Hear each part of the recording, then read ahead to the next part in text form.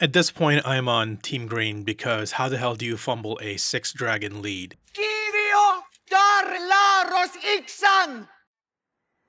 What the hell was that? The writers are trying very hard to protect Rhaenyra as the moral center of the show, but at the same time, they have to show her as being a bad ruler because that's how it was written. We get to see none of the political machinations or schemings of the nobles, of the great houses, and most of the time, every character that turns out to be any kind of rival to Rhaenyra ends up becoming a joke. The way they portray it in the show is just completely cringe and annoying because you end up hating her character more than you actually should. We get to see conspiracies after they've occurred. We get to see betrayals after they've occurred and not why they occurred. It's just not explained. Rhaenyra has pretty much been turned into a Mary Sue character. It's obvious that the show favors her. We know that we're supposed to favor her because she's the moral center. She's the self-conscious character. She's been chosen by Viserys. She's been chosen by prophecy. The White Hart appeared to her. Most of the people who criticize her are complete psychopaths, they're misogynists, traitors, or some combination of the both. But when she finally ascends the Iron Throne, she turns out to be a really bad ruler. We're not really given to understand why she's a bad ruler or why we're still supposed to cheer for her.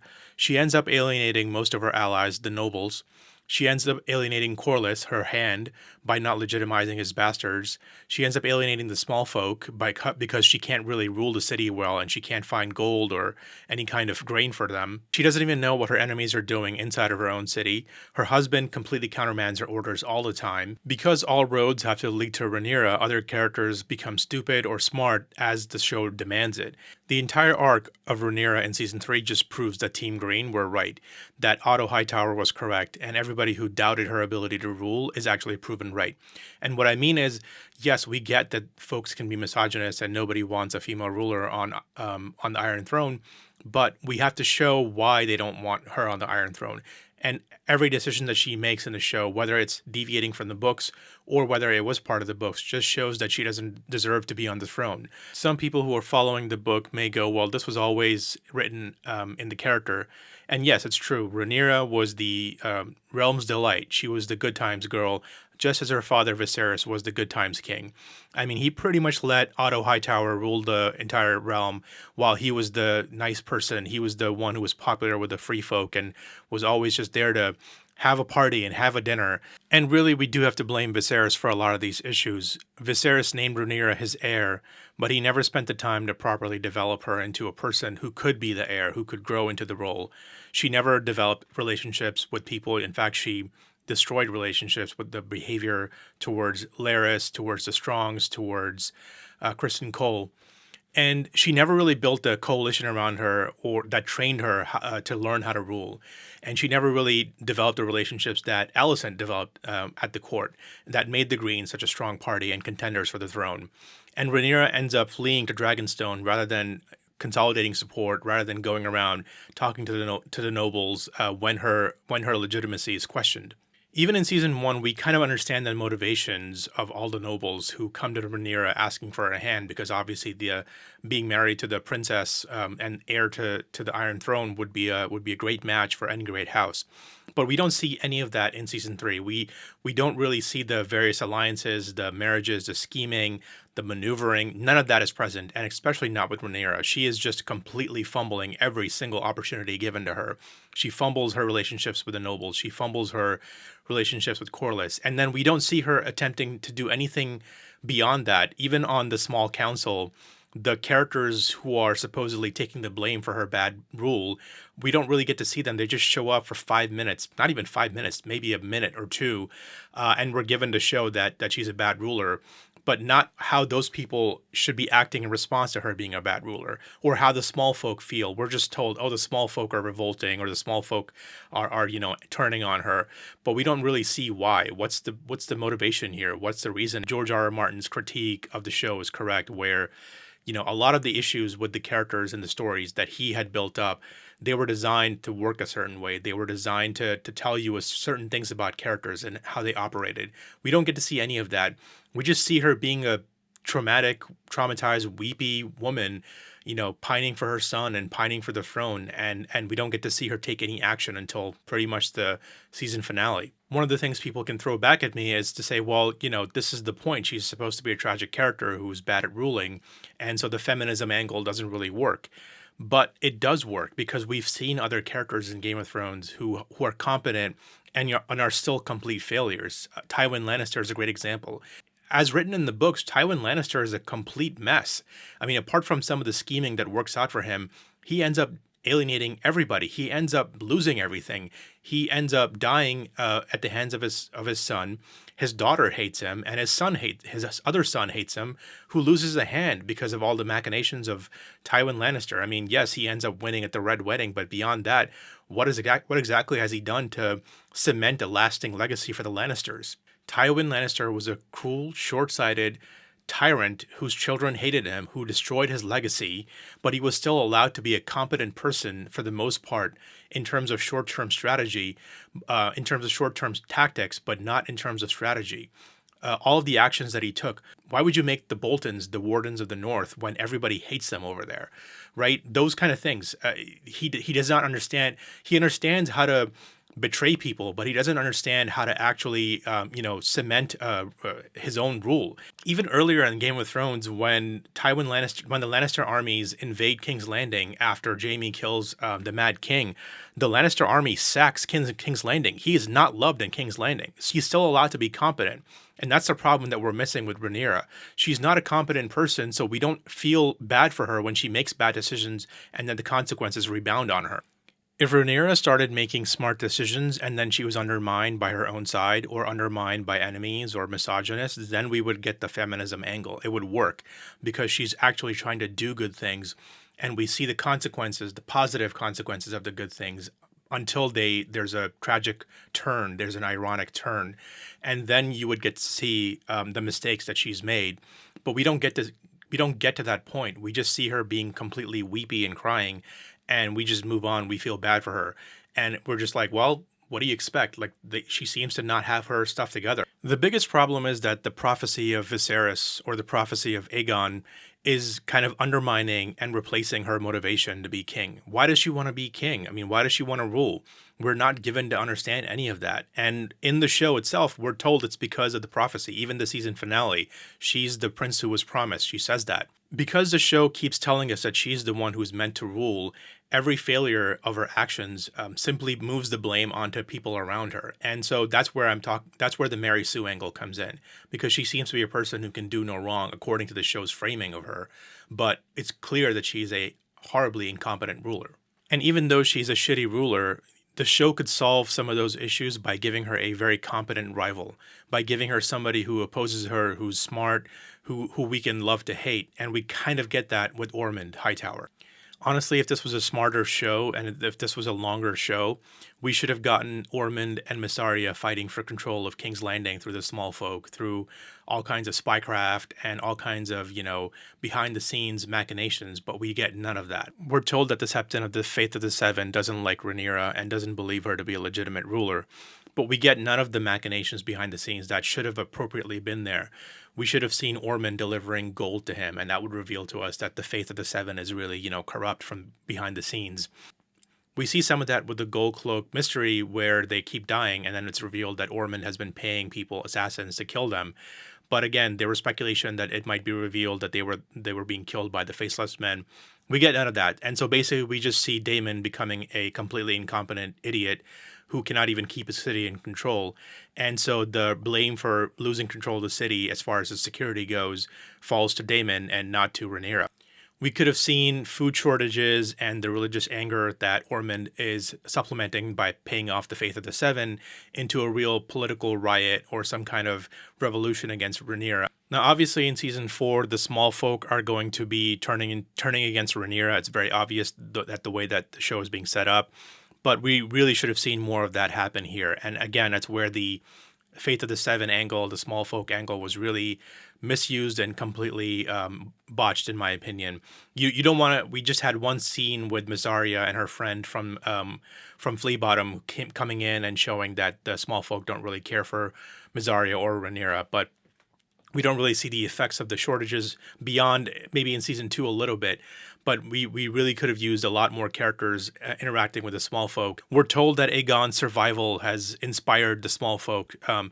We're told that Helaena is beloved, but we don't really know why or see any of that. We see the graffiti, but again, that just tells us that Ormund has been, peppering the scene for people to hate Rhaenyra, but we don't see any results of that.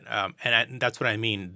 There's little hints dropped here and there, but there's no time given to flesh out why the Smallfolk don't like Rhaenyra. The other character who's horribly misused is Mysaria.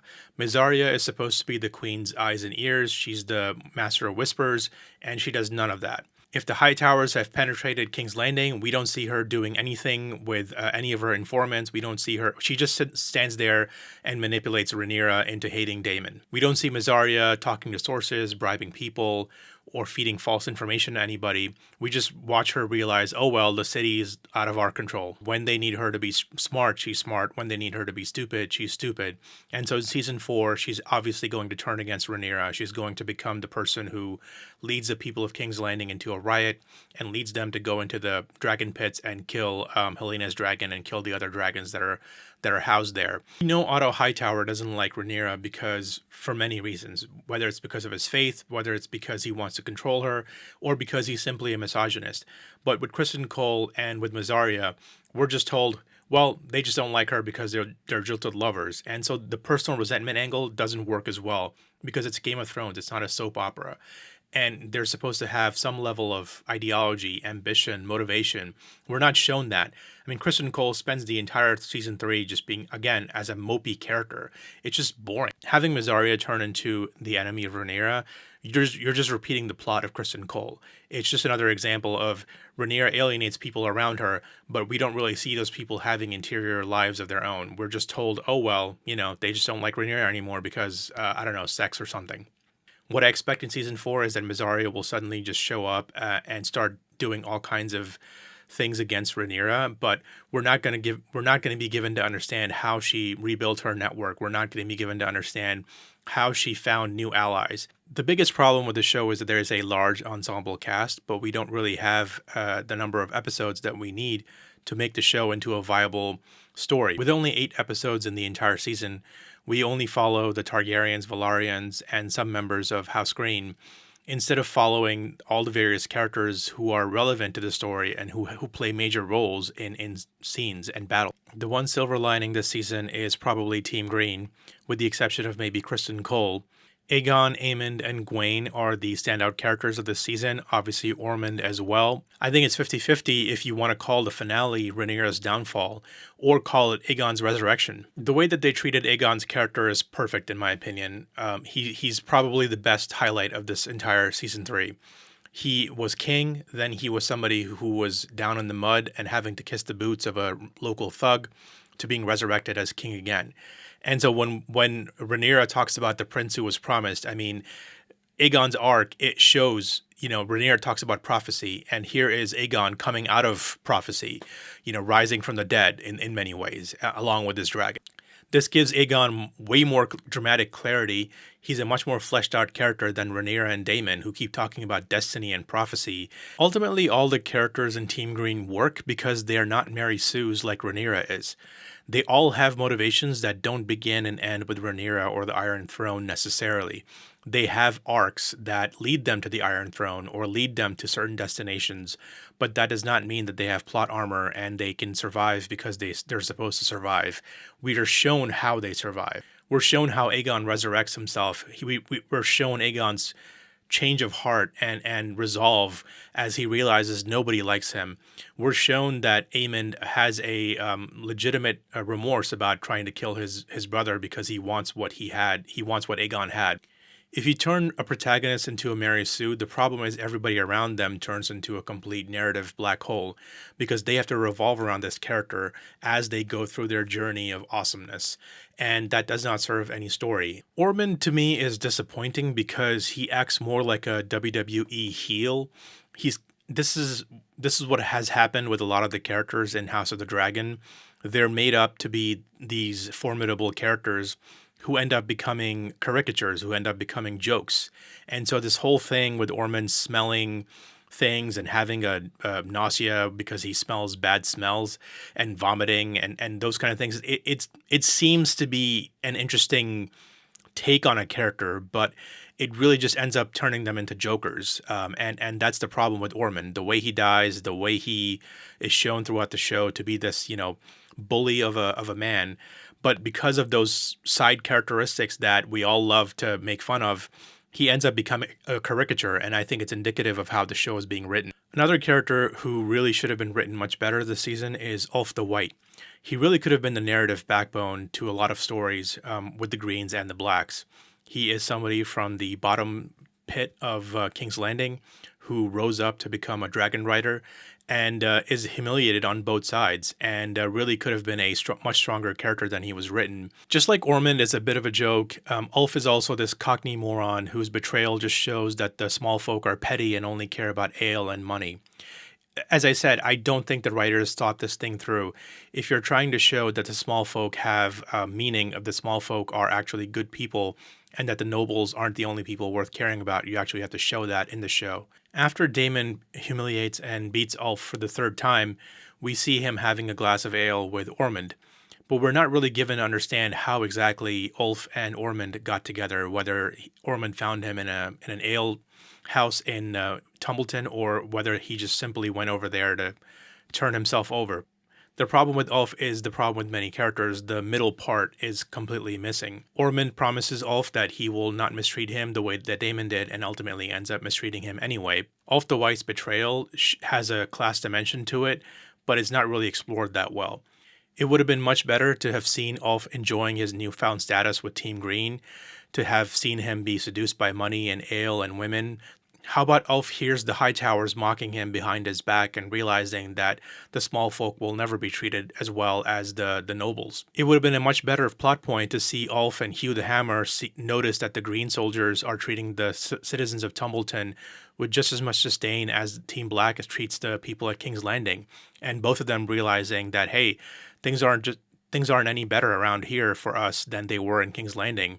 And the fact that we both have two gigantic dragons seems to mean nothing to people who only think about status. Seeing how the small folk of Tumbleton are treated would have made Hugh and Ulf's betrayals of both sides much easier to swallow. The way George R. R. Martin wrote Game of Thrones, he has many instances where we're shown that the small folk actually have ability beyond their status. Littlefinger, who's a minor noble, claws his way to the top. He's intelligent, he's resentful, he's resourceful.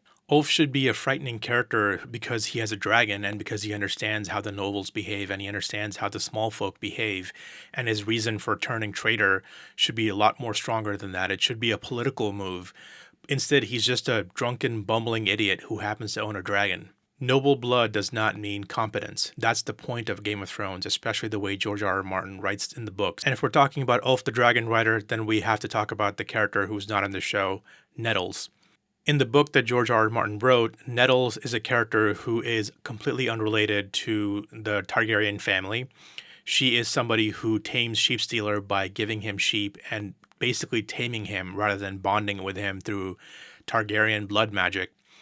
And she is a character of low status. She's a character who comes out of nowhere and ends up taming a dragon, a gigantic dragon called Sheepstealer. And that part is important to the story because it shows again that small folk can have importance beyond their status. In the show, Sheepstealer is tamed by Rhaena, who is Daemon's daughter, and it doesn't really work for me. As I said, like many characters, she is turned into a caricature. She's turned into the joke on Twitter and TikTok is that she's the resident crackhead of House Targaryen, House Velaryon. If Nettles is the dragon rider who comes out of nowhere, then we could have had an arc showing that Rhaenyra doesn't really trust her because she's somebody outside of the Targaryen and Velaryon bloodlines, and that Rhaenyra really does care about the bloodlines because she cares about the prophecy. And so we could have had this back and forth of is she or isn't she loyal to House Targaryen because she's a complete outsider. And if Daemon's sleeping with her, as he does in the books, then it would make her a rival for Rhaenyra's affections as well. If Rhaena is the one who ends up taming Sheepstealer, why have her be present at the Battle of the Gullet and have her be responsible for Jace's death? It makes no sense just to give Rhaenyra a source of trauma, a source of tragedy. It just doesn't work for me. The better arc for Rhaena should have been that she was the runt of the family, and like many other people, many other characters in the show, she's the one who ends up showing that she's more than just her bloodline, that her competence comes from her motivation as a character. What if Rhaena is a superior dragon rider who ends up saving everybody at the Battle of the Gullet as Team Black is about to lose, as Jace is dying in the water, and then she ends up becoming this competent person who is disliked by Rhaenyra because she's competent and because she's very young. What if Rhaena, after saving everybody at the Gullet, ends up becoming the darling of the Smallfolk and is beloved by everybody, including the Dragon Riders, including Daemon, who showers her with affection? Now the Dragonseed betrayal would have even more reason. If Ulf and Hugh see that Rhaenyra doesn't even like her own blood, who has tamed Sheepstealer, who is a competent dragon rider, then they would start to believe, oh wow, yeah, this team, these people really don't like people who are lower in status rising above their station. We're told that in the show, but we're not shown that properly. And that's what I mean is the arcs of all of these random small characters, not random, but they're small characters, would actually have meaning because it would show that Rhaenyra is not fit to rule because she doesn't value the people around her. Rhaena's arc in the show is that she starts out lonely and miserable. She finds a dragon, she makes a mistake, and she's again lonely and miserable out in the Vale. And then she has a dragon taken away from her, and she's lonely and miserable all over again. Maybe in season 4, they'll give her something to do that moves the plot forward. But why would you want to isolate this person from the entire show, who's a dragon rider, just to give Rhaenyra a reason to cry tears? I mean, she could have been a much more important player inside the entire Game of Thrones machinations, all the different power players. She could have been a power player in the Vale. She's just sitting there moping like most of the characters in the show. And now we come to Daeron. Daeron the Daring, the dragon rider, who we never see ride his dragon once. Now we see him under the thumb of Ormund, his uncle, who's a tyrannical, authoritarian person, and he's clearly traumatized, like many characters on the show, by this traumatizing behavior. But Daeron is supposed to be this compassionate person who's supposed to be this valiant knight and dragon rider, but we see none of that. Tumbleton really should have been Daeron's chance to show glory and to show that he was truly Daeron the Daring. I think at the end of the season, what they should have done was have Daeron ride out on his dragon to fight Ulf and to drive him off as he's trying to burn down all of Tumbleton.